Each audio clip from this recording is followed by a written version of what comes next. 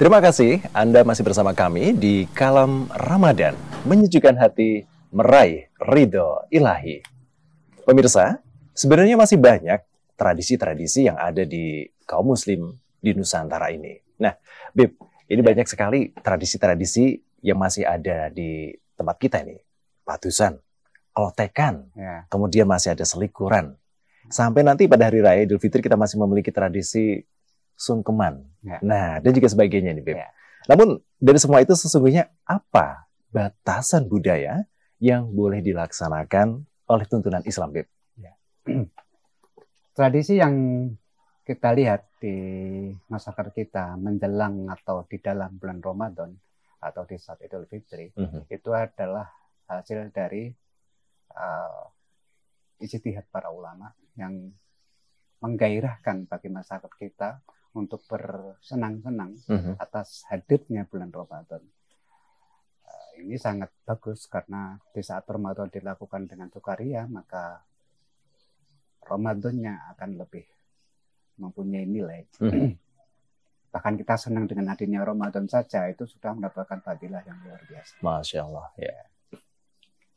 Terus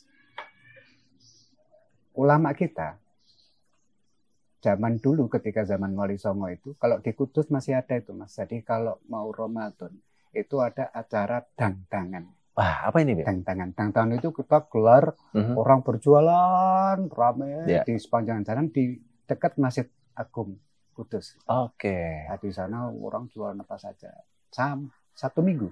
Satu minggu ya. Sebelum Ramadan itu untuk masyarakat agar tahu kalau ada acara itu besok akan ada Ramadan.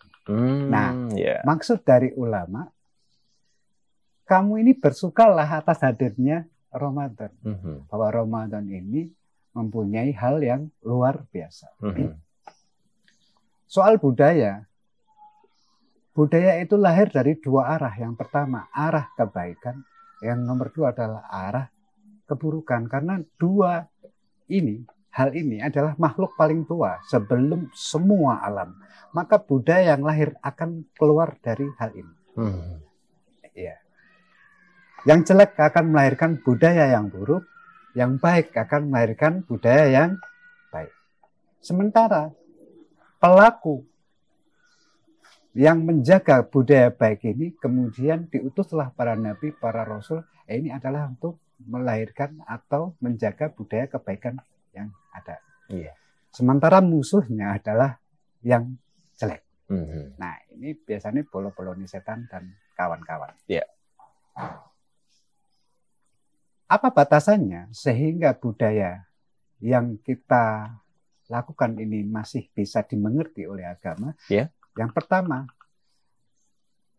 selagi budaya itu tidak merubah akidah bahwa la ilaha illallah Muhammad Rasulullah, no problem. Karena budaya itu ekspresi dari pikiran, hati. Sedangkan jika itu digunakan untuk merayu Allah Ta'ala, untuk merayu Rasul, maka dengan apapun budaya itu legal, sah. Kita mau merayu Kanjeng Nabi dengan gamelan, nggak apa-apa. Kita mau zikiran dengan gamelan karena itu bisa menjadi media. Walaupun ada pro kontra di dalam sisi musik itu sendiri. Begitu. Jangankan dalam musik, di hal yang lain juga sama. Tapi secara pribadi, budaya yang sudah ada ini, sebenarnya ulama itu sudah mendalami hati setiap masyarakatnya. Nah, gitu. Agar mereka kemudian menjadi senang kepada Ramadan, atau ketika budaya ujung di di hari raya. Itu dulu sulit sekali orang untuk meminta maaf, keluar jaluk ngapura sama Mas Dimas karena kula mungkin rasa seneng, itu izin dulu Mas. Makanya sama Mbah Kali dibikinlah acara ujung sungkeman itu ya. Kalau nyekar, terus padusan, klotean, ini adalah kebungahan. Jadi kesenangan yang kemudian digalang oleh masyarakat agar Ramadan ini mempunyai kesan-kesan yang menyenangkan. Baik, begitu ya Bib ya. Wow, luar biasa sekali ya pemirsa. Yang dimana kesempatan kali ini tentu masih banyak sebenarnya yang akan disampaikan oleh Habib. Akan tetapi pemirsa yang dirahmati Allah, tak terasa kita juga sampai di penghujung acara.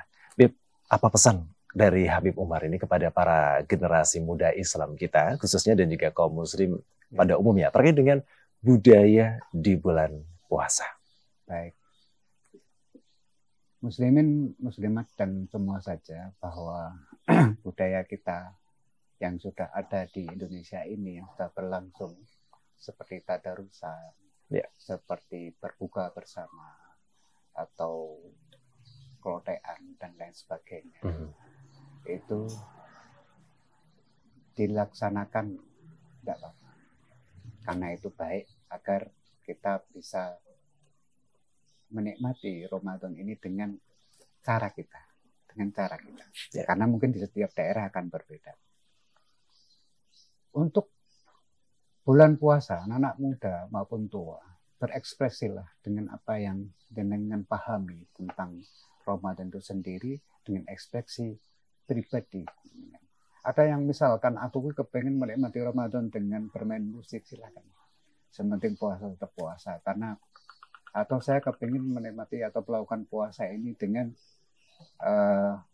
berzikir, itu lebih bagus. Atau dengan membaca Quran, itu lebih bagus karena jelas tuntunannya. Jikapun itu tidak mampu kau lakukan, maka lakukanlah yang paling mudah untuk mengisi Ramadan ini.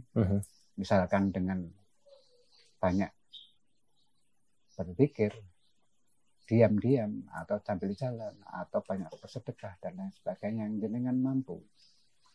Jadi kita ini kalau melakukan ibadah itu seringan mungkin dan seikhlas mungkin. Jadi kalau ringan itu biasanya cenderung ke ikhlas, Mas. Amin. Kalau kita melakukan hal ibadah itu ringan, maka itu akan cenderung dengan ikhlas. Maka lakukanlah yang paling mudah, yang paling ringan, agar ibadah kita ini tergolong ibadahnya orang yang ikhlas. Amin. Kita kadang suka